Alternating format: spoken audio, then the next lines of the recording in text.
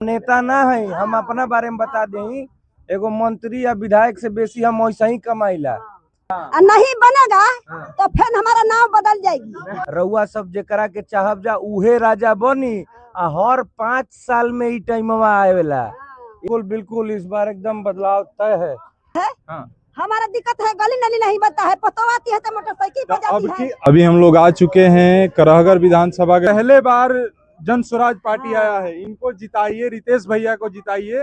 Vote तक किसका दिन के दे के थक गया। करहगर थाना का किसा थाना के आती है। पहले राजा होत रहन, राजा के फैसला आखिरी होत रहे। हम रउआ के इज्जत सेवा रउआ सबके करे आइल बानी। रउआ सब सेवा करे के चाहिए, ऐसा ही सेवा करे के चाहिए।